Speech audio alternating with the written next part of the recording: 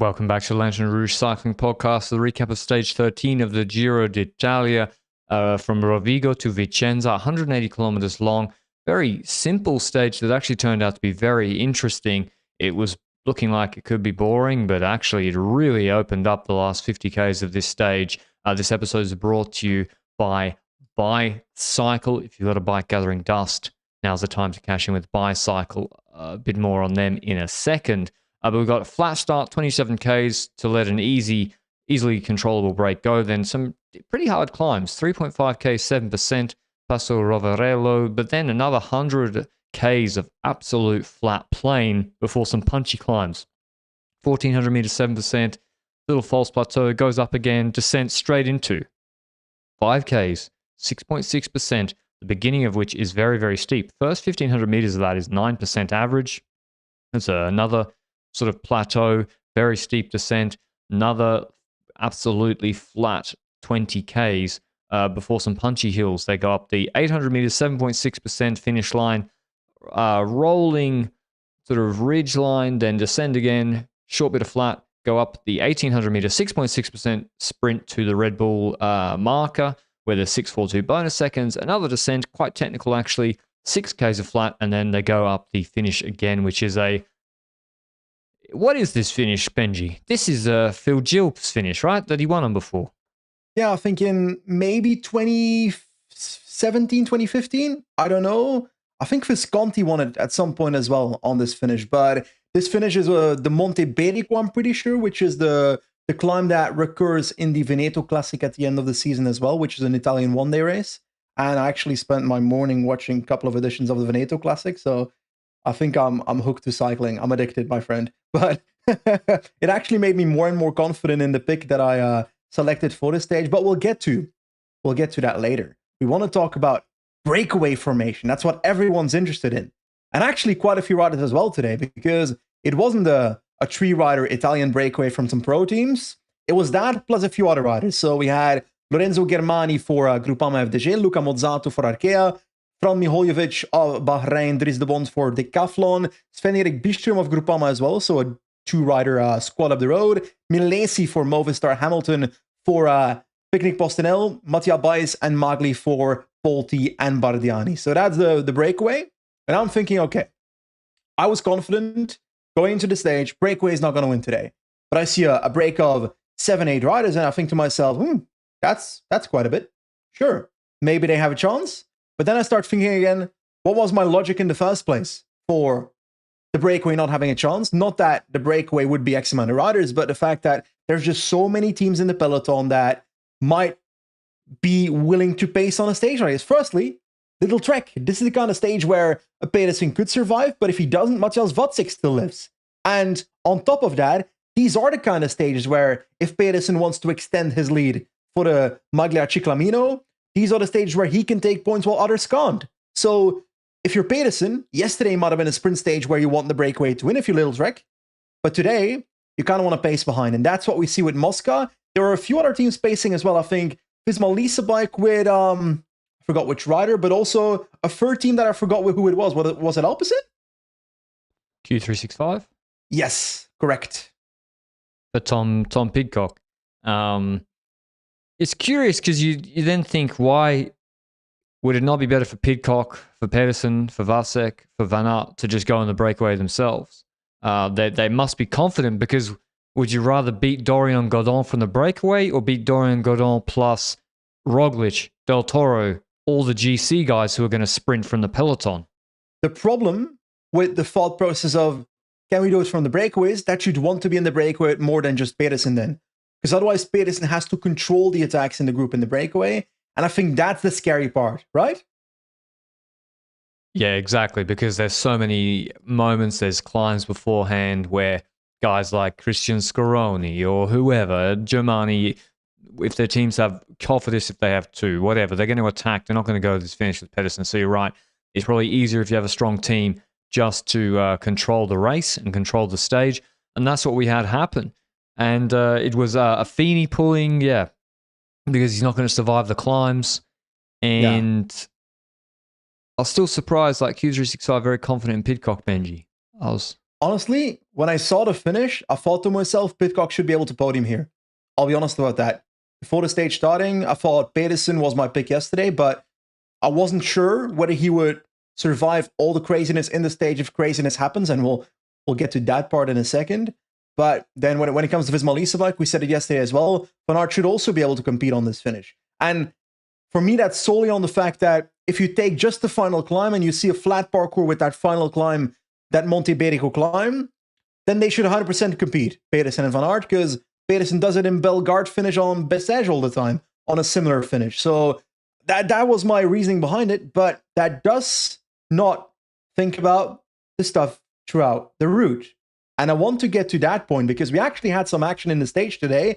Germani goes off onto a solo breakaway from the rest of the breakaway riders before the next event occurs. But you spoke about 2 climbs in the parkour. And the first one, we're talking about 60 kilometers before the finish. The first one is nothing too crazy, right? It's like in total maybe 2 kilometers of climbing in the span of a little staircase. But then there's a descent to that San Giovanni in Monte climb, 5K, 6.6%. And there was a team cooking something up, eh? It was, yeah. We thought it was fighting for position. UAE, INEOS side by side, they're half-wheeling each other. Okay, they just want to fight for position. I think in the case of UAE, that certainly was the case. Same with Tratnik for Roglic. I think Bora just generally looked better today, a bit more on it. Both the domestiques and Roglic. Not perfect, but better. And Ayuso was in bad position. Simon Yates was in bad position. Wout van Aert was actually the only rider of Visma there to control. INEOS had 4, and they just whack it. They smash it into that descent, and then they do a full lead out with Ben Turner. And you got to remember, it's been an easy stage in the wheels so far. Like full draft on the flat, and Ben Turner coming up to a 1K steep section, he can pace, because he's pacing to basically then stop. He can pace all out, and he creates a massive split. In fact, such a big split that it almost made it impossible to continue because there was only like 7 guys left when Ahrensman then started pulling for INEOS, and we saw in that group, and this is where the first time this race, I was like, Roglic is slightly more switched on. I feel like last week or earlier this week, he's not in that split, and he actually was. And I was like, okay, he's paying attention for once. Very much. And some small details that I was looking at, I rewatched this phase in the kilometers that came after, and when INEOS smashes it into that descent, I was looking for Ayuso because that is the rider that does not make that split. So I was looking, where is he positioned? He's actually not that well positioned before that descent, so positioning might have played a role. But to be honest, I felt like there was some space after the descent to maybe still manage to come back. But that might be underrating the actual split that INEOS created there, because it is significant how much gaps there were in the peloton going into that descent to then at the foot of the climb snap even more. And it was pretty funny to see on the helicopter angle. I can't pinpoint which riders these are, but there were riders literally like almost standing still from the front group waiting for other groups, maybe because their leader was there. I don't know, because I think it was a decathlon rider that was standing still. I was like, who the hell would be waiting like that at this point at the start of the climb? Nonetheless, regardless of that, then when you said Turner went off the front, Ahrensman was actually dropping. Turner was dropping Ahrensman, and it's because Turner went off the front that Ahrensman was able to come back to then eventually start pacing. It was actually an interesting dynamic because Barnell, that's a new Colombian rider, Bernal was at the front of that group thinking, what should I do now? How do I follow this up? And that's what you were talking about there. Because now the big question is, INEOS has triggered this. Ayuso's technically behind when Ahrensman starts pacing. Picnic Postinel is bringing Ayuso back. What is the idea of INEOS here? What's happening? What's the goal with this move? That's a great question, because whilst I like it, whilst we're all grateful for it, whilst it made this stage a lot more exciting, where are you going to go? It's 50 Ks left. It's there's still control. There's still the UAE team. I think what INEOS have been doing this last week would have been way more effective with Del Toro here as sole leader of UAE. Strada Bianca, he pulls with Bernal. Bernal probably doesn't get dropped as badly. Del Toro or Ayuso probably have a guy in the breakaway, and they pull after San Pellegrino. Today, maybe Del Toro starts pulling. But actually, with UAE having the brakes on Del Toro on these punchy stages, you're not going anywhere. You got no satellite rider. You've got full control. You've burned through your whole team. Yeah, it's nice, but it's not going to achieve anything really. And on top of that, it doesn't help that UAE also is riding with 4 riders for the top 15 in GC right now, because that means they're not having the amount of riders to maybe continue it if they wanted to in the first place. Let's say Ayuso and Del Toro are in that split, but someone else is behind. Who's going to ride? You've got Arietta and Baroncini are not there. Micah was struggling to get back. Yates and McNulty are unfolding into a domestic call at the moment. What, sorry? Micah gapped Ayuso coming back, no?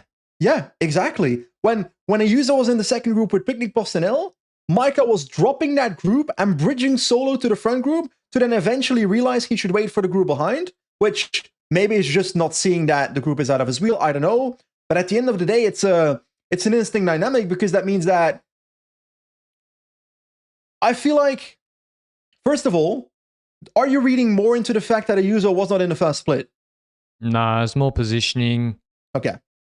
I'm definitely reading in, like, what UAE are doing is strange. I mean, they're really putting the brakes on Del Toro. They're not, like UAE before the stage and before these stages, they're not constructing a plan where what's the philosophy of the plan?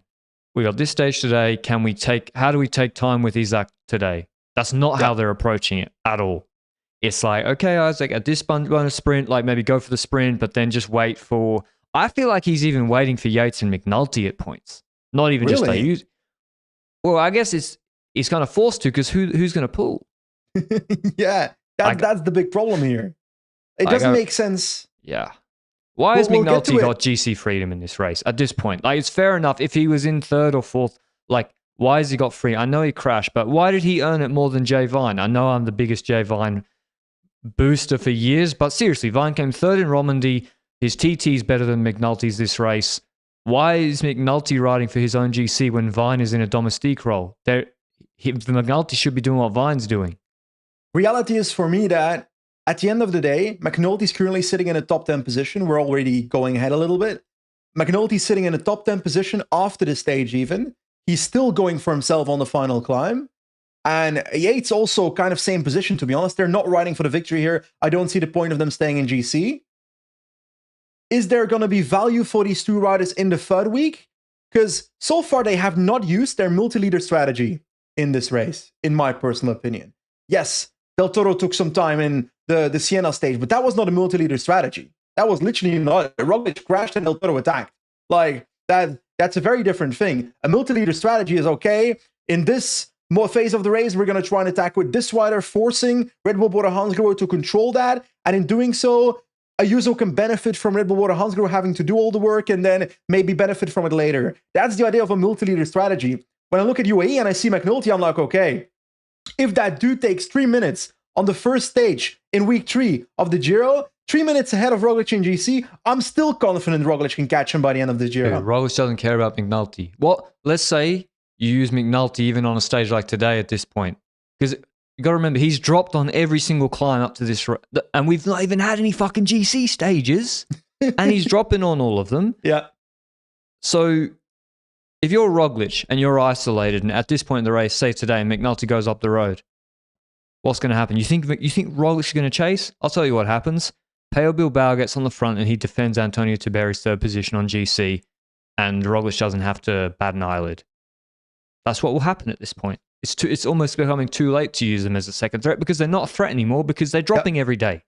Maybe they're banged up from the crashes. Maybe there's a master plan that we're not seeing. Is Yates different because we know his ceiling is higher? Yeah, I guess, because Yates climbs. So yeah, but he's in. He looked injured. Yeah, Yates was third in the Tour de France 2 years ago. I don't understand it, and I think Del Toro's missed some opportunities, and to me, Roglic is coming good. Before we get to sort of the aftermath of that climb, a word on our on bicycle today. If you've got that bike, you're looking at it. Maybe the N plus 10. I believe in N plus 2, N plus 3, N plus 4. Maybe you got N plus 10. You got that bike that you've not used for a while. You can turn that into cash with Bicycle, the go-to marketplace for buying and selling pre-owned bikes, parts, and accessories across the EU and US. And if you're worried about shipping, you're worried about listing the bike, don't worry about it. You can use your phone and list that bike with photos in less than 2 minutes. Bicycle has templates for most major brands and models, even with a suggested price range based on market data, so you're not having to guess, okay, what price should my bike be? And shipping, super easy, totally worry-free. They send you all the packaging materials, a prepaid label, and pick the bike up right from your doorstep. Listing's always free. There's just a small seller protection fee when your bike sells. So nothing up front, but when your bike sells, there's a seller protection fee. But with our code for LRCP listeners, you can cut that fee by 20%. The code is LRCP20. And if you don't have a bike to sell, there's also parts and accessories, wheels, group sets, jerseys, even a helmet that maybe didn't fit your head. That happened to Mrs. Rouge once because our head sizes are different. So we had to sell it. Head to bicycle.com/LRCP20. You can see it in the show notes to learn more and support the show while you're at it. Aftermath Where Benji. were we? Scaroni. Wow. We just gotta give a little bit more context. Picnic Postinel brings back Ayuso, and then everybody starts looking at each other after Arnsman is done pacing, because then UAE starts pushing a little bit, but it's the kind of controlling tempo. By the way, Germani is still off the front. Forgot to mention that. That dude's still up there from the original breakaway. The rest of the breakaway was caught on this climb, of course. And you're right. There's a man from Astana who thinks to himself, okay, these GC riders went mental. Maybe there won't be enough domestiques to control anything from this point onwards. So how about I just go for it? Scaroni jumps towards the front, jumps towards Germani, and they go on a 2-man mission for the rest of the stage. And the question is, can they make it? Okay, I never actually believed in them making it, but that being said, I was intrigued by their move, especially when there were moments where Germani dropped at a certain point, and then Scaroni was waiting on Germani because he knew that he would have to do a 5K valley afterwards to make it to the Red Bull kilometer, and that actually ended up happening because Scaroni makes it to the Red Bull kilometer. He is taking the 6 seconds. It was pretty close in the end because I swear UAE even spent Baroncini and Arietta trying to close them down to get more bonus seconds at the sprint, right? Yeah, definitely Baroncini was smashing. Arietta stalled a little bit. And like this is what we just had that discussion, Benji. They're the two workers plus Vine and Micah, and you got to maybe control the situation afterwards on flat roads. There's still climbs to come. You still got to position into this final climb. There's a big left-hander you got to be in position for. There's roundabouts. You can't just be like, all right, we've done the lead out. Ayuso and Del Toro position yourself. I mean, Del Toro positions himself very, very well. But yeah, Bora did do a better job. I saw more numbers today at that sprint. I saw Danny Martinez, Pellizzari. They were there. Aliotti as well. The coordination wasn't perfect, but they're there now at the sprint. And that's a big difference to what I've seen in the last week or so. So maybe they're getting over the effects of that really hard crash they had about a week ago. But then on that descent, the sprint, you looked at it really closely, Benji, with Germani taking the 6, but then you saw the 4. You said Del Toro put the brakes on. I looked at it again. I think Del Toro stops pedaling when he knows Ayuso's coming around him. Okay. Because, to be clear, Del Toro launches, I think from the wheel of Micah. Ayuso's in the wheel. Maybe Carapaz in the wheel of that, and he loses the wheel. I'm not 100% sure about that one. But it's basically a 2-up sprint between brackets, between Del Toro and Ayuso for the 4 and the 2 seconds behind Scaroni, who took the 6 seconds. And in the last few meters, we see Ayuso sprinting to get past Del Toro, and Del Toro sees that, and he stalls, and to me, it looked like he was braking. Yeah, he definitely stops. He definitely stops contesting the sprint. Theory 1. Either Ayuso is still the big leader and Del Toro has to get in line. Theory 2, Del Toro, like you say, saw Ayuso coming past and said, okay, it would look pretty bad if I actually restart sprinting here and try to beat my teammate. But is it weird for Ayuso to try and outsprint Del Toro here? Kinda, yeah. I mean, both are taking the bonus second, so why not make sure of that no one's gonna? Because if Ayuso stopped, I mean, it's a Yeah. sprint. What if someone's in Ayuso's wheel and he stops his sprint and then Roglic comes around, takes 2 seconds from him? I think it's fine. Ayuso continues for a bit. Del Toro lets the wheel go, but it all comes back together. And then we have that counter move from Scaroni to Germani. That gets closed down with the pacing of the various teams because they're worried about. Actually, no, that was already closed down. Mate, Scaroni's already in Narnia, buddy. Yeah. But he gets caught there. That was Germani's from in like 2 Narnia. climbs ago. Now, this is Bardet. Roman Bardet uses the descent. He slides off the front. We see Trek. They know it's dangerous. They start to control it. And then I think maybe Ciccone lets Vacek's wheel go. You see him go on the radio. And then Carapaz or an EF was in the mix. He just can't. He can't follow Vacek. And then those two get a gap. And this is a big problem for everybody not named Little Trek, I'd say. Bardet's going to pull with Vacek, even though he probably shouldn't. Vacek's super strong. And it's not very far to the finish. It's like 6Ks a flat. Exactly. And we do see some respond by the group itself. We see Visma bike starting to pace with, was it Kelderman or? Yeah, Lemon and Kelderman. Okay, they start pacing with Lemon and Kelderman. But can I be honest? I was very surprised to see the next team take over. I was extremely surprised to see Alpecin de Koning take over because looking through their list, I'm like, P. Quinten Hermans? Maybe. He's not here. Haven't seen him in a while. Missing person right now. Edward Plancard, amazing in the Siena stage, is not going to do it here. The rest of the team, I don't know. No way. I think they went for their third best rider on this finish.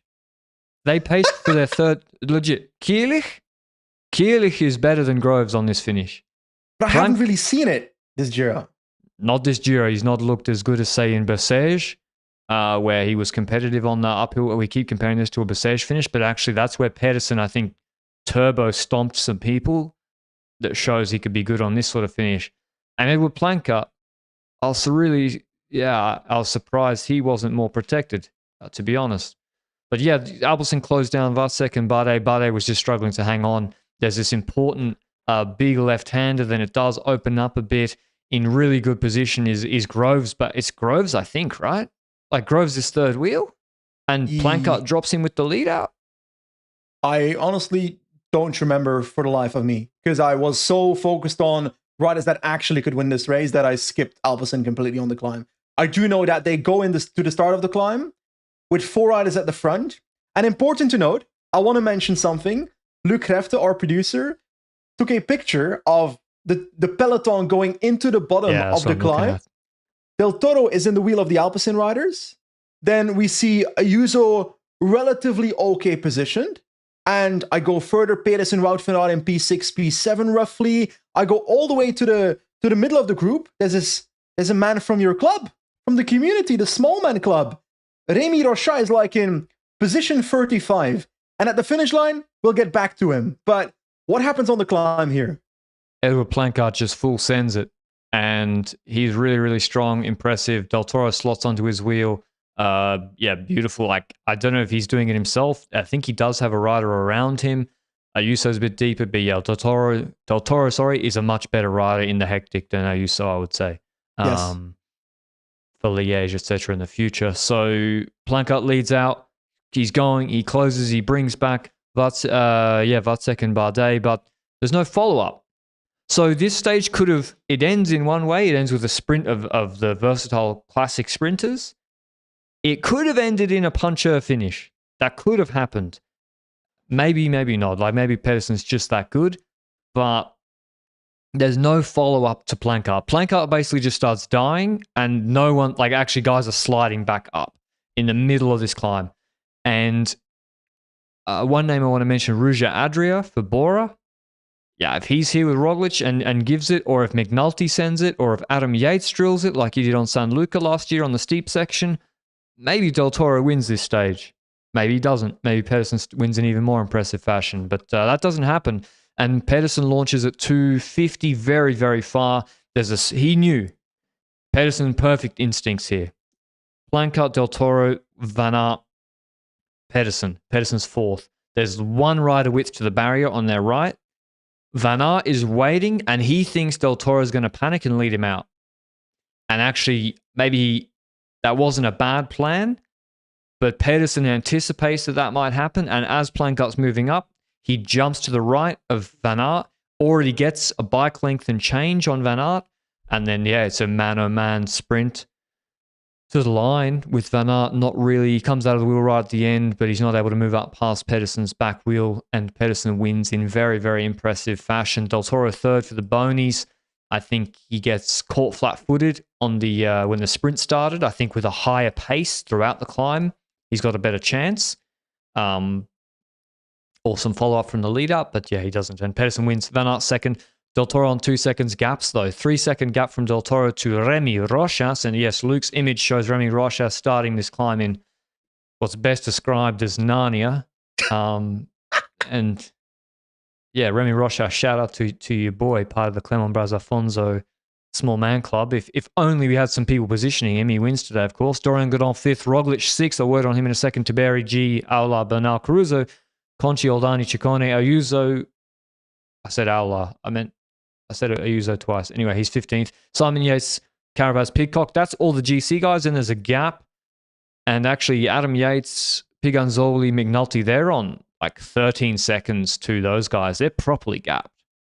Exactly. And not just Isaac Del Toro taking time with the bonus seconds, also on the road, it matters. It's another 3 seconds on Roglic next to the bonus seconds. So that's 7 seconds in total, considering all the bonus seconds that he took today again. So he's now taking 37 bonus seconds already, I think, pretty sure, in this race, which that changed GC a little bit, not necessarily in terms of positions in the top 8, but actually there's a few changes in the top 10, and my man Patrick is going to be super happy. We've got Del Toro still first with 38 seconds on Ayuso, 118 towards Tiberi, 120 towards Yates, 135 now on Roglic, which means that the gap between Ayuso and Roglic is 57 seconds. Then after Roglic's Carapaz on P6, 207 down, Ciccone 220, McNulty 240, so he's dripping down in time as well. Egan Bernal moves up 2 positions, 250 down to 9th, Derek G 254 down in 10th, and then Caruso moving up 2 positions into 11th spot, now on 1 second of the top 10, my friend. What are your thoughts? And look where Caruso starts. Everyone's watching obviously very closely Caruso's position about 400 meters in this climb, and you see where he's moving up. Yeah, he's looking good. He is looking really good. If Caruso top 10, I don't want to say it's a foregone conclusion, but he's going to top honest? 10. It wouldn't shock me if he does better than top 10. Yeah, I know. What are we talking? Top 8? I was more thinking podium, but that's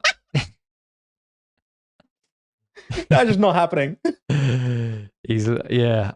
Top 10 is probably what he wants. Top 10 and helping Tiberi to podium is the ultimate goal, I'd say. But on position and on the climb, it's a puncher finish, of course. I think Roglic looked good. His position was dog shit. He picks every wrong moment to go around the wrong rider. There's riders dropping in front of him, making him go the long way. There's Bernal deviating, probably should get relegated, frankly. But the point is, Roglic looked good again. He looked better today. To me, it looked different. He passes every other GC rider in the last 250 meters that was ahead of him, apart from Del Toro. He's in position a bit more when INEOS created the split. His team looked marginally better, a bit more present. Ayuso, on the other hand, he sat down.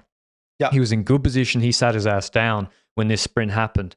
Now, listen, Finestra and this, quite different physiological efforts. Just because Pedersen wins today, I don't think he'll win on Finestra, but you can never count it out. Really? I don't think so. Maybe from the break, it's possible. But it's different efforts, of course. But you have to say Roglic, he looked better than Ayuso on the legs for this finish. And Derek G looked very good. He attacked when INEOS were causing an action.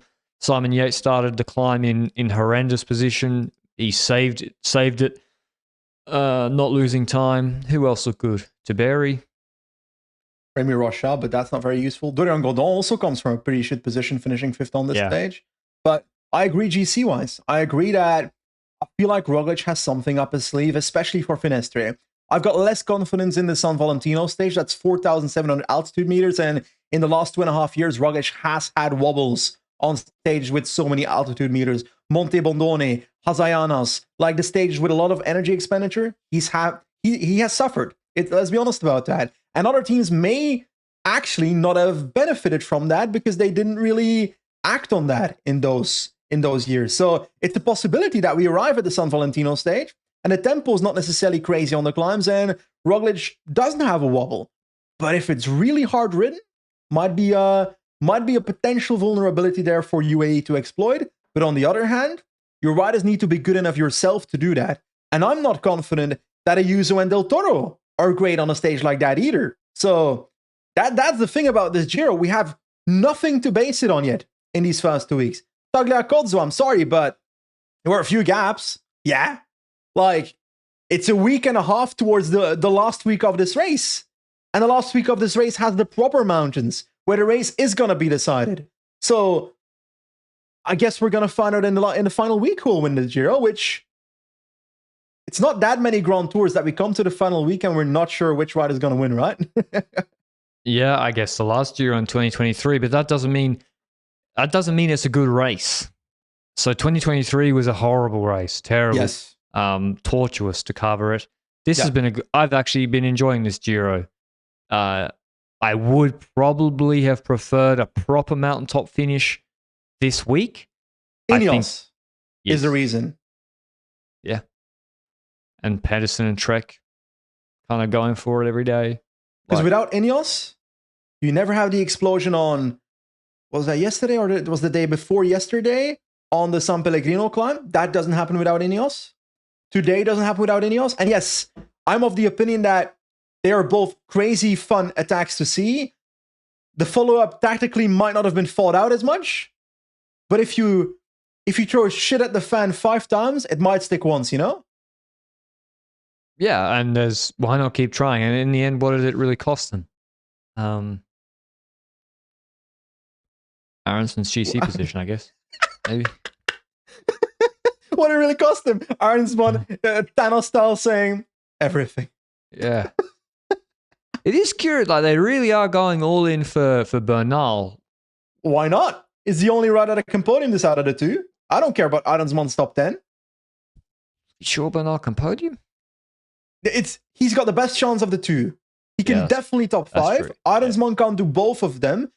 INEOS is literally doing what we want UAE to do. They are. They actually are. Like, credits to them. Like, again, in Strada Bianca, in the Strada stage, if Aronson doesn't have a mechanical, that stage finishes completely differently, and Roglic is maybe another minute behind Del Toro. Aronson would have trucked that stage, but it didn't happen, which is a shame, I guess, for them. Tomorrow's stage, yeah, but you agree that Roglic looks a bit sharper, Benji, or? In honest opinion, I sent a tweet out the other day where I think he's cooking something up on Finestre. I have no lack of confidence in Roglic for the final week. Yeah. I believe every single one of the 3 riders we are discussing has a question mark. Del Toro, I don't know how his body's going to react on a week 3 with multi-mountain stages like that. Let's be honest about it. He was not the glorious climber before this Giro started. Like, he has had good climbing performances, but not crazy ones that would suggest he's going to win the Giro. So in week 3, I feel like he's going to crumble a bit. That's a logical thought process based on what we've seen pre-Giro. But maybe he sets his ceiling higher in this Giro and he doesn't crumble, but there's a question mark right now. Ayuso, he's also not a beacon of consistency across the Grand Tours that he's ridden, so there's a chance that he has a bad day and crumbles in week 3. Roglic, he's also had wobbles in week 3s of Grand Tours, especially on San Valentino-like stage, so that's a stage where I need him to survive to be able to hit someone, not physically, but mentally? No, physically making a gap on Finestre then. So every single one of the 3 has the question mark. The only difference is that Roglic is a proven Grand Tour winner. Yeah. And I think Primož Roglic is the only person that's read the road book, including myself. I just went and rechecked what stages are in the 3rd week. What the fuck? There's 4 of the hardest mountain stages of the whole race. separated by one like medium mountain breakaway stage on stage 18. Like 16 is so hard. That's a really hard stage. And even then you got the Mortarola. Okay, maybe it won't be, but the way they're racing, I think that's a proper GC stage. 19's crazy hard. And then, they've got the Finestra Sestriere finish. Would Primož Roglic be riding this conservative if he wasn't riding the Tour de France? Nah, this is just how he is. Okay. I think it's smart. I disagree. I think it's smart. If he shows he's good and his team's not good, then take the jersey late. I agree with you there, but I don't necessarily agree that this is how he has always been. Because Roglic 2021 goes for a lot of these stages. Yeah, I agree. I think Roglic could. Normally, Benji Roglic wins today. Yeah. Like, Vuelta Roglic with a lead out, he wins today. But he didn't start in good position. He didn't have an Adria to lead him out, and he couldn't. Tomorrow's stage is not for GC, at least. Well, I wouldn't think so. It's 193 kilometers long. Unfortunately for the breakaway hopefuls, it's absolutely flat for 140 Ks, not a hill in sight. They don't even go above 20 meters, I don't think, just about in the first 50 Ks. There's some intermediate sprints. The Red Bull sprint is terribly placed, I have to say. The Red Bull sprint should be on the last hill, but it's before any of the hills start. There's then like a stepped climb, 3Ks, 4%. Looks worse than it is. 3Ks, 5%. That should cause no problems. And then they have a 700 meter, 7.7% climb. They do a lap around the finish in Slovenia, in Nova Gorica, in Slovenia. And then they go up that hill again. It crests with 8Ks to go, 7.7%. It's a bit rolly, quick descent afterwards, then a flat sprint. Yes. I think Visma Control, little trek, will be like, we've won 5 stages. We don't need to do shit, which is fair enough. Yes, but if it does go to the peloton, little trek should hard pace the climbs. They're not that hard. They might as well. Worst case, Moschetti goes off the back. Oh, yeah, you mean to drop like the pure bunch sprinters. Yeah. I think Alpecin are going to pace too. I mean, they've won. This is a good stage for Groves. It's the perfect sort of Grove stage, and I think it's going to be a sprint. Unfortunately for the breakaway specialists, have we had a break win yet? Carapaz doesn't count. Oh God, yes we have. What's his name? Platt. I should know that. He's his friend of mine. So we got one breakaway win, and I'm saying in 14 stages. Poor breakaway guys. Can't believe I forgot that Platt on the stage. It's crazy. Nonetheless, I reckon Goy survives this and wins the stage. Don't you dare say Bennett again. Sam Bennett. Nah, I don't believe it. I don't believe it even myself anymore. Because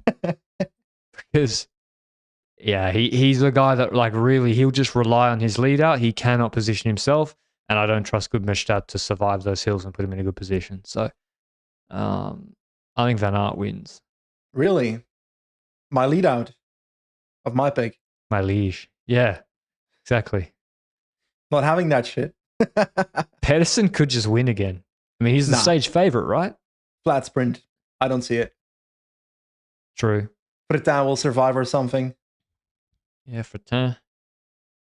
You picked Wout. Yeah, I've been asked. Yeah. Nah. I think. Maybe in a reverse lead out. Koy is actually good on these. Like Paris-Nice, his stage wins at this exact stage. Yeah. He survives this sort of short hill because he enters in good position and it's really hard to drop him. And then he actually can sprint. Or Van Uden, whatever. He's actually been good this Giro. Yeah. Shit before this Giro, but good in this Giro. Yeah, I guess that's what matters. And I think it's just going to be a sprint, yeah. What happened to Lamperti today? Not Lamperti, Magnier. I also don't know. He's probably got dropped on the climb, middle of the stage, and never got back. Yeah, You got any other anecdotes, Benji? Anecdotes? Yeah, anything happening? Not really. Well,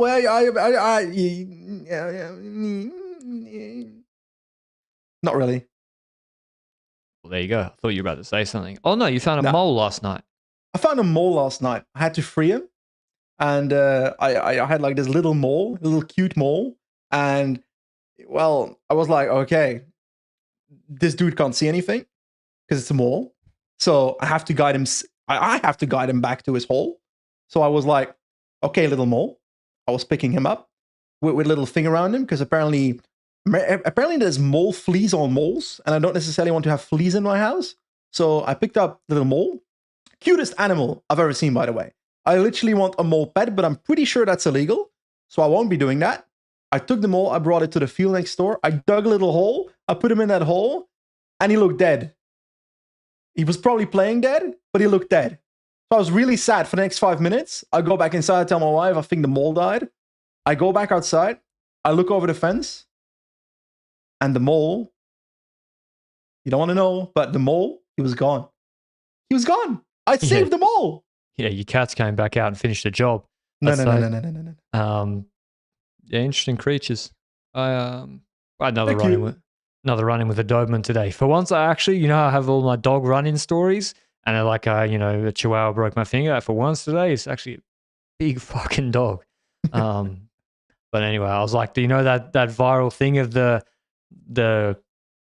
shepherd dog that's like the alpha dog in the pack? I did that to the Doberman, and yeah, it backed off. What are you talking about? There's a viral video of this like miscellaneous 20-kilo dog at a dog shelter, and it's like looks just like this scruffy half cavoodle type thing, and it's the alpha dog of this whole shelter, and a Cane Corso and German Shepherd are like terrified of it. They when it comes past. Anyway, I did that to the Doberman, and it worked. Thank God. I'm proud of you. If you're an alpha dog at a shelter, does that just not mean that nobody wants you? Yeah, you've been there the longest. But yeah, cool. We'll see. Maybe the Doberman will come back later. Toby wasn't grateful. Toby was like clueless again. Clueless, not grateful. I was like, I just saved your life again. No word of thanks. Thanks for listening as always, and we'll see you with a recap of the sprint tomorrow. Ciao.